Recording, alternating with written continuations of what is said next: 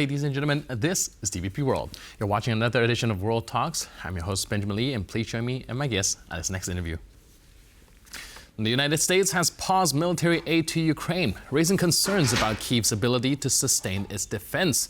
Meanwhile, European Commission President Ursula von der Leyen is pushing for a major rearmament plan. Italy's Giorgia Meloni is also making moves, calling for an EU-U.S. summit and advocating for defense spending exemptions in the EU budget. Now, with shifting alliances and growing pressure on European leaders, what comes next for Europe's security? Joining us today on TVP World to discuss these developments is Małgorzata Bonikowska, President of the Center for International Studies. Hello, ma'am, and welcome to TVP World. Good morning. So, like I said, the U.S. has paused military aid to Ukraine. Of course, this is probably going to have some effects. Can you give us your comments on it?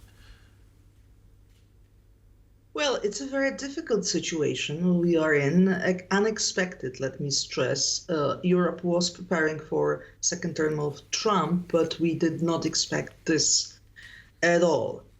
And this is a shock, and we know we need to react very fast. But on the other side, the European leaders, and I think the European public opinion expects the work on the U.S., on the U.S. administration, on the U.S. political elites to change this position, because we cannot believe that after so many years or centuries of being so close, now we will just find ourselves in the opposite camp. I think what shocks the most is the approach to Ukraine and the behavior of the new administration, and also the voting at the UN, which is unbelievable, in one row with Russia.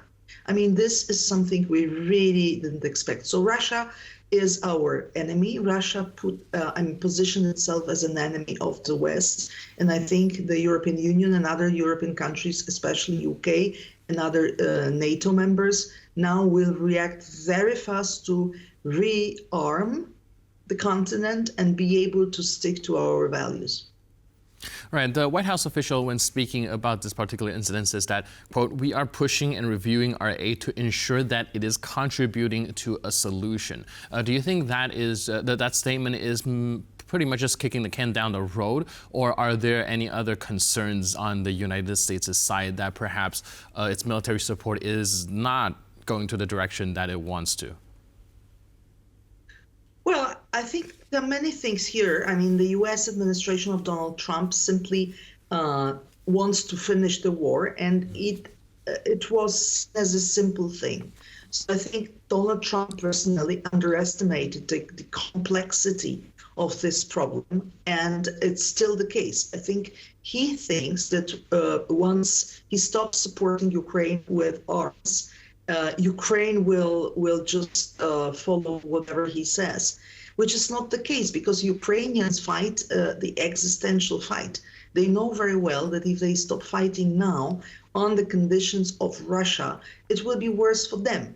So sooner or later, it will be the invasion again. It will be Russians' total control over the country. And it is an existential threat also for several Ukrainian families and people. So they just don't want to do that. So they will continue fighting. And Europe, in this case, is also worried about our own security. It's the neighborhood. It's especially dangerous for countries of the eastern flank. So Europe also wants to help Ukraine, but also is worried about its own security. So we will continue supporting. So in other words, it's not only about position of the United States. And this behavior is very well taken as in Europe and generally in the Western global West coalition supporting Ukraine as blackmailing Ukraine, as blackmailing. I mean, I have myself doubts about this talk you are now showing. I think the President Zelensky should have stopped in a certain moment, should not discussed these things in this form, especially because it was not really an equal position. He doesn't speak English as well as Donald Trump. So I think it was a very difficult moment for him. It would have been better for him not to enter into this dispute. But the intention of the American president and his vice president were very clear. They wanted just to press Ukrainian president. They wanted to show him its place. They wanted to show him that he's much inferior to the U.S. This shouldn't be a position of an ally and of a protector, of a leader of the Western coalition. So I think the intention of the administration of Donald Trump are quite clear. They want to finish off the war, but they don't care about conditions, and they cannot push Russia, so they push Ukraine. And I think it's a very difficult position for Ukraine because on the other side, Zelensky cannot accept these conditions. Right. And speaking of the European Union rearmament, there's a meeting announced on Thursday that's supposed to be von der Leyen's rearmament plan. Do we know what to expect so far?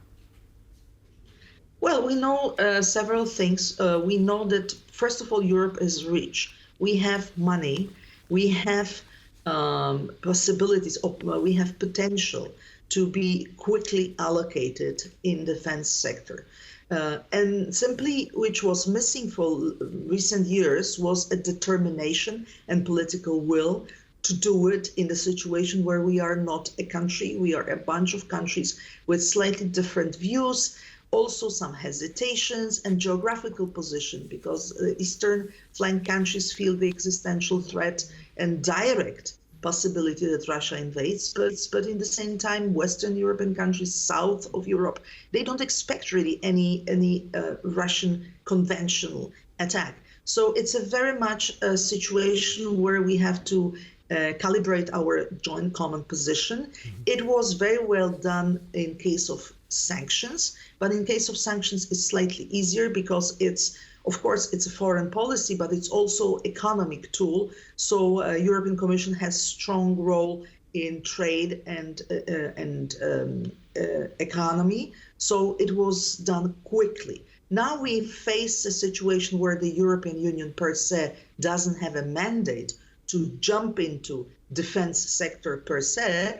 But what we can do at the level of the European Union is coordination of defense industries, because at the end of the day, weapons are also products. So in this regard, European Union has competences. And in the same time, the leaders, not necessarily the European Union only, it's the leaders of NATO European group, have to now have a determination to coordinate better the defense policies within the NATO European pillar and reorganize the alliance in order to demonstrate military capabilities, even if Americans will not perform, even if Americans will be passive, let's put it this way.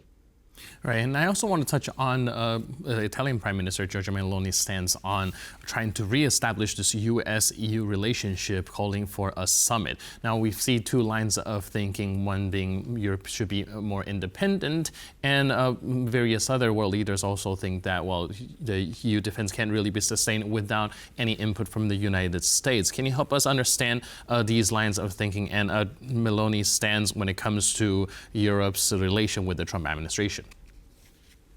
Of course, the US-EU relations are absolutely crucial for Europe, but they are also quite important for the United States.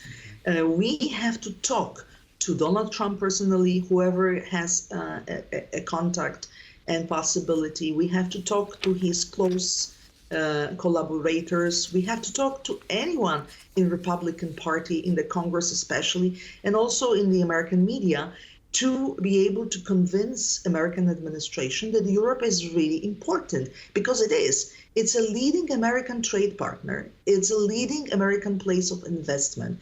There is no American important company without investments in Europe and business in Europe. And Europe has been for a long time very reliable partner. Europe cooperates with the United States in all the sectors, in intelligence exchange, in space search, in so many projects. So it's not only about Ukraine.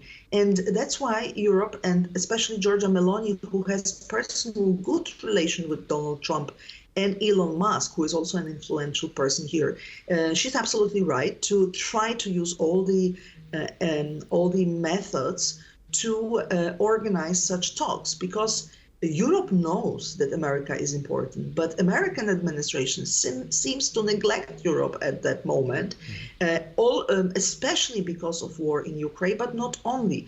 Donald Trump also wants to introduce custom duty, the tariffs. Donald Trump doesn't see Europe as an important player in the world.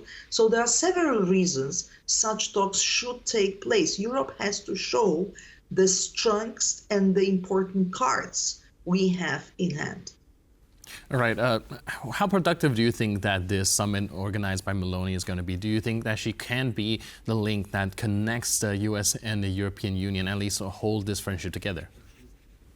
Yes, and I think it's not only her. For her, it's easier in the sense that Donald Trump and all his administration sees Meloni as a leader of a similar party, similar political family.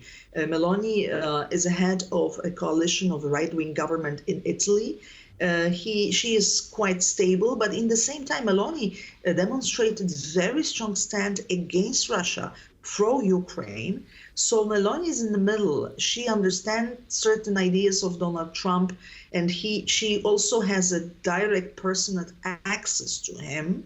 So she has certain ways she can apply to contact Republicans personally. But in the same time, she can be a leader of other European politicians who could use this moment. Of course, it's more difficult for politicians like Donald Tusk, who is from the liberal group, or even Keir Starmer from the UK, or Emmanuel Macron, because they are all from liberal or left-wing parties. So there is a political difference of opinions between Trump and his party and them. But nevertheless, I think what matters is that Europe has really strong cards to play, and Europe has arguments to convince U.S. administration that for the U.S. interest, they should stick to collaboration with Europe. They shouldn't see Europe as a weak, unorganized bunch of countries good for nothing. Thank you so much for your input and insight. I really appreciate it. Thanks for being with us on TVP World. Thank you. Cheers. Have a very good day. And thank you for watching this edition of World Talks. But for more news, update, and commentary, please stay tuned to TVP World.